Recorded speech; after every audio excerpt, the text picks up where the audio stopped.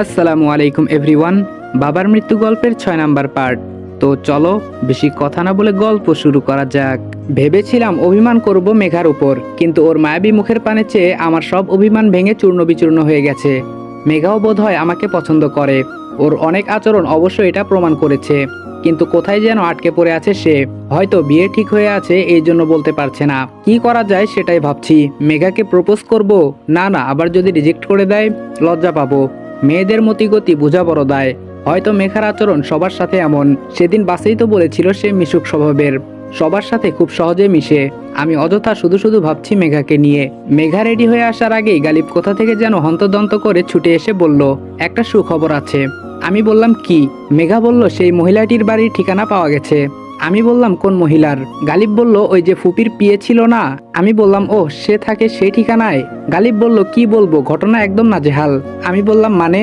গালিব বলল সেই মহিলাটি নাকি চাকরি থেকে রিটায়ার্ড হওয়ার 2 দিন পর খুন হয়। আমি বললাম ওহ মাই গড। গালিব বলল আরেকটু বাকি আছে। আমি বললাম আবার কি? গালিব বলল তার ঠিক 1 দিন পর পুরুষ যে পিএস ছিল সেও আত্মহত্যা করে। আমি বললাম তুই এসব জানলি কি করে? গালিব বলল আমার সাথে চল। আমি বললাম এখনই? গালিব বলল হুম। আমি বললাম মেঘাকে নিয়ে এক জায়গায় যাব। গালিব বলল জাস্ট 1 মিনিট। আমি গালিবের সাথে চললাম, কে জানে আবার কি দেখাবে। গালিব বলল এই থানার এসআই আছে না? আমি বললাম হুম। গালিব বলল উনি আমার এক বেস্ট ফ্রেন্ডের বড় ভাই। উনি গত 4 বছর ধরে এই থানায় আছে। সপ্তাহে কমপক্ষে 5 বার এই বাড়িতে আসে। অবশ্য ফুপির কাজের জন্যই আসে। ওনাকে জিজ্ঞেস করেছিলাম ফুপির পুরনো পিএ আর পিএস এর কথা। তারপর উনি বলে তাদের মৃত্যুর কথা। আমি বললাম আচ্ছা খুনিকে ধরতে পেরেছিল কিনা বলেনি? গালিব বলল পারেনি। তাদের পরিবার থেকেও কেউ এই বিষয়ে গুরুত্ব দেয়নি আর উপযুক্ত প্রমাণও পাওয়া যায়নি। আমি বললাম আমার কাছে সব হিসেব এখন পানির মতো ক্লিয়ার। গালিব বলল কিসের হিসাব? আমি বললাম 2 বছর আগে যখন আম্মু আব্বুর কাছে যায় তখন নিশ্চয়ই তার পিএস আর পিএ সাথে ছিল। না হয় জানতো যে আম্মু ঢাকায় আব্বুর কাছে যাবে, আর সেদিন আম্মু আব্বুকে কোনো কারণবশত হত্যা করে। আই এম শিওর সেই পিএস আর পিএ ঘটনাটি জানতো। তখন আম্মু বুদ্ধি করে দুজনকে একদিনের চাকরি থেকে বহিষ্কার করে। তারপর দুজনকেই নিখুঁত কোনো প্ল্যান করে মেরে ফেলে। গালিব বলল একটা মার্ডার চাপা দিতে আরো 2টি মার্ডার? আমি বললাম হুম। গালিব বলল তবুও অনুমানের উপর কিছু বলা ঠিক না। আমি বললাম হুম, এই জন্যই ওদের দুজনের বাড়িতে যাওয়া লাগবে।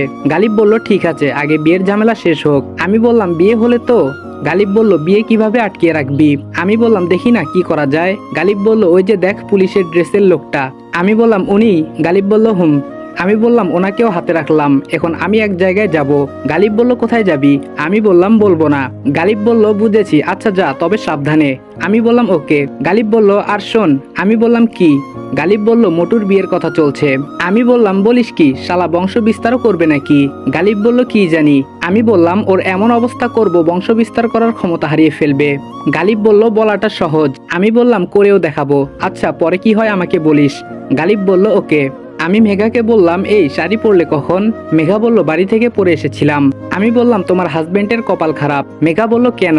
আমি বললাম অধিকাংশ ছেলেরা অপেক্ষায় থাকে তার বউকে সে নিজের হাতে শাড়ি পরিয়ে দিবে, তুমি তো দেখছি শাড়ি পরায় এক্সপার্ট। মেঘা বলল সমস্যা কি, বিয়ের পর না হয় শাড়ি পরতে না পারার ভান ধরবো? আমি বললাম তাও ঠিক, ভালোবাসা আদায় করার ইচ্ছে থাকলে যে কোনো পন্থাই অবলম্বন করা যায়। মেঘা বলল আপনি দেখছি এসবে অভিজ্ঞ। আমি বললাম না, 2 দিন হলো নিজের মাঝে কবি কবি ভাব লক্ষ্য করছি। মেঘা বলল আপনি যে টাইপের মানুষ এটা তো কোনোভাবে সম্ভব না। আমি বললাম আমি কি বেশি খারাপ? মেঘা বলল সেটা জানি না, তবে কবি হতে হলে কোমল হৃদয়ের একটা মন লাগে। আমি বললাম ভুল। মেঘা বলল কিভাবে? আমরা সাধারণত যে পেশায় বা যেভাবে দিন পার করি সেভাবেই জীবনটা পার করি, কিন্তু রাইটাররা তার ভিন্ন। সে যে সময় যেই উপন্যাস কিংবা গল্প লিখে সে সময় ওই রকম চরিত্রের ভিতরে প্রবেশ করে, গিরগিটির মতো আর কি। তাই রাইটারদের লেখা পড়ে তার বাস্তবটা কিংবা তার চরিত্র সে কিরকম ভাবা বোকামি ছাড়া কিছুই না। মেঘা বলল বুঝেছি, আপনি রাইটার না দেখে রাইটারদের নামে দুর্নাম ছড়াচ্ছেন। আমি বললাম বুঝের মানুষকে বোঝানো বেশ কষ্টের। আচ্ছা শাপলা বিল কোথায়? মেঘা বলল আর 1 মিনিট হাঁটলেই হবে। পশ্চিম আকাশে সূর্য হেলে পড়েছে সেই কখন, এখন ক্রমশ সে লাল বর্ণ ধারণ করছে। একটা ছোট ডিঙ্গি নৌকার সন্ধ্যা পর্যন্ত ভাড়া করলাম। মেঘা বিপরীত পাশে বসে বিলের পানি স্পর্শ করছে আর মুচকি হাসছে। সূর্যের রক্তিম আলো সরাসরি মায়াবতীর মুখে পড়ছে। তাতে যেন মেঘার মুখের মায়া 1000 গুণ বৃদ্ধি পেয়ে তার রূপে এনেছে এক অন্যরকম সৌন্দর্য। খোলা কেশে এমন মায়াবতীকে দেখলে পাগল হবে না এমন যুবক এই দেশে পাওয়া দুষ্কর। তাজমহলের রং যেমন সূর্যের আলোর সাথে পরিবর্তন হয়, তেমন এই মেয়ের চেহারার বিভিন্ন সময় বিভিন্ন আকৃতি ধারণ হয়। খুব ইচ্ছে করছে একটা শাপলা ফুল ওর কানে গুজে দিয়ে বলি শাপলা ফুলটা চেয়ে আছে তোমার পানে। তাই তাকে একটা উপযুক্ত স্থানে বসিয়ে দিয়ে ধন্য করলাম। কিন্তু বিকেল বেলা তাই একটা শাপলাও ফুটন্ত পেলাম না। মেঘা বলল একটু দূরে পদ্মবিল আছে, যাবেন? আমি বললাম কতক্ষণ লাগবে? মেঘা বলল 10 মিনিটের মতো লাগবে। এই প্রথম সামনে থেকে পদ্মবিল দেখলাম। এ যেন এক অন্যরকম দৃশ্য, প্রকৃতির অপরূপ নিদর্শন। মেঘা হতাশ মনে বলে উঠল, ইচ্ছে করছে কি জানেন? আমি বললাম কি ইচ্ছে করছে?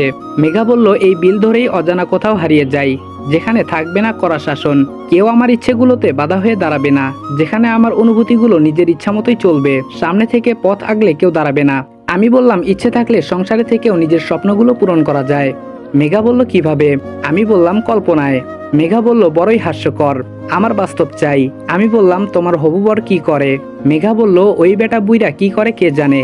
আমি বললাম কি, উনি বৃদ্ধ? মেঘা বলল বয়স 40+ তো হবেই। আমি বললাম বয়স্ক লোকেরা কিন্তু বউ আদর করে বেশি, মধ্যপ্রাচ্যের দেশগুলোতে কিন্তু বৃদ্ধরাই বেশি বিয়ে করে, তাও আবার কুমারী মেয়ে। মেঘা বলল এই যে মিস্টার, আমি এখন মধ্যপ্রাচ্যে নেই, বাংলাদেশে আছি, কি জানি আমার ভবিষ্যৎ কি।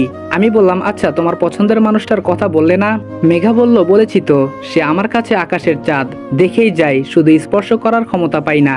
আমি বললাম আচ্ছা তোমার আকাশের চাঁদকে না হয় তুমি স্পর্শ করতে পারছো না, আমার আকাশের চাঁদকে কি আমি স্পর্শ করতে পারি? মেঘা বলল আপনি ভালো জানেন, সেটা আপনার সম্পূর্ণ ব্যক্তিগত। আমি বললাম ওহ তাই, তুমি কিন্তু কিছু বলতে পারবে না। মেঘা বলল আপনার আকাশের চাঁদ, আমি কিছু বলবো কোন দুঃখে? আমি বললাম শিওর। মেঘা বলল হুম। আমি পাশ থেকে একটা পদ্ম ফুল নিয়ে উঠে দাঁড়ালাম, এই সুযোগ কোনোভাবেই মিস করা যাবে না। আমাকে উঠতে দেখে মেঘা আমার দিকে বড় বড় চোখ করে তাকালো, মুখের মাঝে বিস্ময়কর ছাপ, এক হাতে বৈঠা আর অন্য হাতে একটা পদ্ম ফুল। ধীরে ধীরে বিপরীত পাশে গেলাম। মেঘা বলল আপনি এখানে কেন? আমি বললাম চুপ। মেঘা বলল পড়ে যাব তো। আমি বললাম একটু সামনে বসো। মেঘা বলল আমি অন্য প্রান্তে গিয়ে বসি। আমি বললাম ওয়েট। আমি মেঘার পেছনে গিয়ে বসলাম। মেঘা একটু অন্যদিকে ঘুরে তাকাতেই আমি তার কানের কাছের চুলগুলো সরিয়ে পদ্মফুলটা গেঁথে দিলাম। আমার স্পর্শে মেঘা কেঁপে উঠল, থমকে গিয়ে পেছনে তাকালো। মেঘা বলল এ কি করছেন আপনি? আমি বললাম অনুমতি নিয়েই করেছি। মেঘা বলল আমি আপনাকে কখন অনুমতি দিলাম? আমি বললাম একটু আগেই তো। মেঘা বলল তাই বলে আমি বললাম হুম, তুমি সেই মায়াবতী যে আমার কঠিন হৃদয়কে কোমল করেছ। জীবনে বহু নারীর সঙ্গে দেখা হয়েছে, কিন্তু কাউকে মনে ধরেনি। কেন যেন মন চাইছে আমার নিঃসঙ্গ জীবনে তোমাকে সঙ্গী করে অদূর ভবিষ্যতে তোমাকে নিয়ে পথ চলতে। মেঘার চোখে পানি কেন বুঝতে পারলাম না। এক হাত দিয়ে চোখের পানি মুছে বলল তীরে নিয়ে চলুন। আমি বললাম আমার কথার জবাব? মেঘা বলল এটা কখনো হবার নয়। আমি বললাম কেন? মেঘা বলল আপনাকে বলেও কোনো লাভ নেই, তীরে নিয়ে চলুন। বাকি পথটা আর কথা হয়নি, এক সময় তীরে এসে পৌঁছলাম। মেঘা নৌকা থেকে নেমে এক প্রকার দৌড়ে চলে গেল। মেঘাকে কথাটা বলা ঠিক হলো কিনা ভাবছি। ব্যর্থ প্রেমিকের মতো হতাশ মনে শুয়ে আছি বিছানায়, কিছুই ভালো লাগছে না। এইদিকে প্রতিনিয়ত তরির বিয়ে ঘনিয়ে আসছে, কিছু করার মতো উপায় হাতে নেই। সবগুলো বিষয় এখন গুরুত্বপূর্ণ হয়ে আছে, কোনটা রেখে কোনটা ভাববো সেটাও ভাবার বিষয়। আচ্ছা আমি কি একটা খুনির পেটে জন্ম নিয়েছি? আম্মু তো একটা খুনি, একটা খুন নয় 3টে খুন করেছে। সবার অগোচরে আরো কত খুন করেছে কে জানে। গালিব মেসেজ দিল নিচে যেতে। আমি প্রথমে ইতস্তত বোধ করলেও পরে রাজি হতে হলো, বিশেষ কথা আছে মনে হয়। প্রমা আর গালিব বসে আছে, আমি গিয়ে বসলাম সেখানে। প্রমা বলল ভাইয়া একটু এদিকে আসেন। আমি বললাম কেন? প্রমা বলল জাস্ট 2 মিনিট।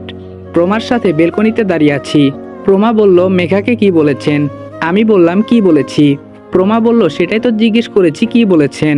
আমি বললাম বলেছিলাম অবাগার মনের কথাগুলো। প্রমা বলল আপনাকে সেদিন বলিনি প্রমার বিয়ে ঠিক হয়ে আছে? আমি বললাম হুম, সেটা মেঘার ইচ্ছের বিরুদ্ধে। প্রমা বলল হুম, তাতে কি? আমি বললাম আচ্ছা বিয়েটা মেঘার ইচ্ছের বিরুদ্ধে হচ্ছে কেন? প্রমা বলল আপনাকে বলেনি? আমি বললাম না। প্রমা বলল অবশ্য আপনাকে বলেও লাভ নেই। আমি বললাম বলে দেখতে পারো। প্রমা বলল ওর বিয়ে একটা বুড়োর সাথে ঠিক হয়েছে। আমি বললাম কেন? প্রমা বলল ওরা 2 ভাই 4 বোন, বোনদের মাঝে সে সব থেকে বড়, ওর বাবা নেই। ওর ভাইয়েরা এক সময় একটু উন্নত ছিল, ব্যাংক থেকে বিরাট অঙ্কের টাকা লোন নিয়ে একটা গার্মেন্টস দেয়, বেশি বড় না, মাঝারি আকারের।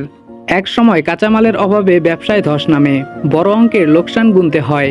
এমন অবস্থায় পড়েছিল তাদের 2 বেলা খেয়ে বেঁচে থাকা দায় হয়ে দাঁড়িয়েছিল। একটা সময় ওর বড় ভাইয়ের বন্ধু রফিক সাহেব তাদের সাহায্য করে, তাদের আর্থিক সহযোগিতা দিয়ে আবার গার্মেন্টসটি চালু করে। আমি বললাম তারপর? প্রমা বলল তারপর আর কি, রফিক সাহেবের স্ত্রী মারা গিয়েছিল অনেক আগে, পরে আর বিয়ে করেনি। এক সময় সে মেঘাকে বিয়ে করার জন্য বলে, অবশ্য সে নিজে বলেনি, লোক দিয়ে বলিয়েছে। ওর ভাইয়ারাও আর না করতে পারেনি। আমি বললাম ভেবেছিলাম টাকার মামলা, কিন্তু এখানে অন্য কিছু জড়িয়ে আছে। আচ্ছা মেঘা তো আমাকে বলতে পারতো, এভাবে কান্না করলো কেন? প্রমা বলল সেটা আমি জানি না, মেঘাকে জিজ্ঞেস করে দেখতে পারেন। আমি বললাম সে কি আর আমার সাথে কথা বলবে? প্রমা বলল তাও তো কথা, আচ্ছা আপনার ফোন নাম্বারটা আমাকে দেন। আমি আমার ফোন নাম্বারটা প্রমাকে দিলাম। প্রমা বলল আমার মেসেজের অপেক্ষা করবেন, ওকে? আমি বললাম ওকে। মুন্নির সে ভাড়াটিয়া গুন্ডাগুলাকে দেখা যাচ্ছে না মুটকো আসার পর থেকে, তাহলে আমি শিওর নকল মেঘকে উপস্থিত করানো মুন্নির কাজ। আর এদিকে গালিবকে নিয়ে আছি আরেক সমস্যায়। ওর হঠাৎ হঠাৎ কি যেন হয়। এত বড় একটা ছেলে কান্না করবে কেন? এত সহজে কান্না করার মতো ছেলে তো সে নয়। ওর কান্না করার কারণটা আগে জানতে হবে। খেতে বসেছি সবাই একসাথে, মেঘাকে আর প্রমাকে দেখা যাচ্ছে না, কি হলো আবার কে জানে। তরিকে দেখলাম সবাইকে খাবার বেড়ে দিচ্ছে, সবগুলো রাক্ষস গপ গপ করে খাচ্ছে। আমার পেটে খাবার যাচ্ছে না। নিজের চোখে নিজের বোনের এই অবস্থা কোনোভাবেই মেনে নিতে পারছি না। আম্মু কেন তরির সাথে এমন করছে বুঝতে পারছি। ওনার তো আপন মেয়ে। মা বাবা বাস্তবে যত খারাপ হোক সন্তানকে কষ্ট দেয় না। মুটকোটাকে কেমন নিজের হাতে তুলে তুলে খাওয়াচ্ছে। আমি প্লেটের উপর হাত নাড়ছি আর চোখে তরিকে দেখছি সবার দিকে কেমন অসহায় দৃষ্টিতে তাকিয়ে আছে। ওর মনটা হয়তো চাচ্ছে সবার সাথে বসে খাবার খেতে, কিন্তু মুখ ফুটে বলতে পারছে না। ছোট মামির প্লেটে ভাত দিতে গিয়ে তরির হাতের কনুইয়ে লেগে আচমকা সবজির বাটি থেকে মামির শাড়িতে কয়েক ফোঁটা ঝোল পড়ে গেল। মামি রেগে মেগে আগুন হয়ে গেল। বসা থেকে উঠে সজোরে 2টা থাপ্পড় দিল তরিকে। তরি চোট সামলাতে না পেরে 2-3 হাত দূরে গিয়ে পড়ে গেল। আমার শরীরের প্রতিটা পশম দাঁড়িয়ে গেল। তরির দিকে না তাকিয়ে আম্মুর দিকে তাকাচ্ছি। উনি এমনভাবে খাবার খাচ্ছেন যেন কিছুই হয়নি। আমি টেবিলের উপর থেকে পানির গ্লাসটা টেবিলের নিচে নিয়ে এক চাপে ভেঙে ফেললাম। সবাই চমকে গিয়ে বলল কি হয়েছে? গালিব কথা ঘোরানোর ছলে বলল পানির গ্লাসটা আচমকা পড়ে গিয়েছে, হাত বেয়ে রক্ত পড়ছে, সেদিকে খেয়াল নেই। আম্মুর দিকে তাকিয়ে আছি শুধু এক দৃষ্টিতে। সে তরির আসল মা নয়। একজন মায়ের সামনে কখনো অন্য কেউ তার সন্তানকে মেরে হজম করতে পারবে না। মামির দিকে তাকালাম না। তরি আর মামির দিকে যদি তাকাই তাহলে আমি নিজেকে কন্ট্রোল করতে পারবো না। দেখা যাবে খাবারের প্লেট ছুঁড়ে মেরেছি মামির মুখ বরাবর। চেয়ার থেকে উঠে সোজা গালিবের রুমে চলে আসলাম। গালিব আমাকে বলল সুইচ গিয়ার দিয়ে কি করবি? আমি বললাম ঘুমের ভিতরে তোর চাচিকে জবাই করব। গালিব বলল মাথা ঠান্ডা কর মেঘ। আমি বললাম অনেক মাথা ঠান্ডা রেখেছি, আর না। আমার পুরো ক্যারিয়ারে একসাথে এতদিন কখনো মাথা ঠান্ডা রাখিনি। গালিব বলল বুঝার চেষ্টা কর, বাড়ির কারোরই দোষ নেই, তোর আম্মুই তো সবাইকে লাই দিয়েছে। আমি বললাম কেন দিয়েছে? গালিব বলল সেটা তো আমি জানি না,